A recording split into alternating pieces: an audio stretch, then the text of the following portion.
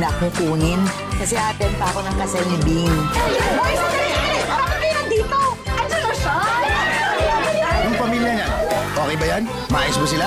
Mayaman daw. Maraming kumpanya. At sila na ang sasagot ng buong kasal.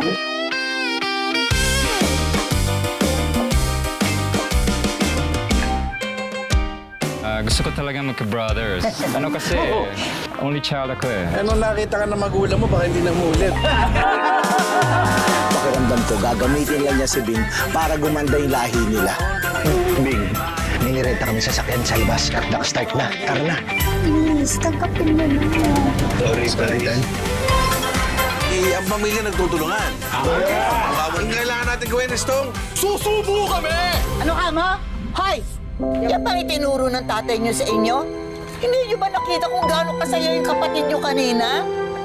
Pero ganito na talaga yata. Pag tumatanda na tayo, parang hindi ka nakasama sa buhay nila.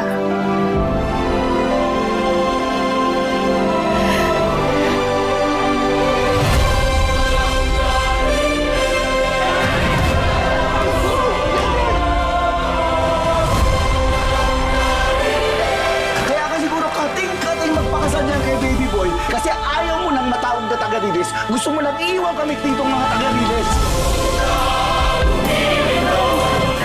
Talagang iniintay na lang nila na mawala tayo. Pag wala na tayo, tuloy ang buhay nila. Kevin? Miss na kita.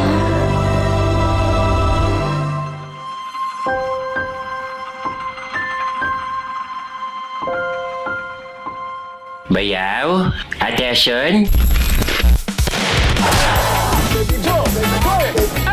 Na-tribute pa natin dito, Richie. Bayaw! Alam naman natin na si Bing ang nagayuma ni Jungpa, bating kapatid ni Zuma. Pag nanganak si Bing ng unggo,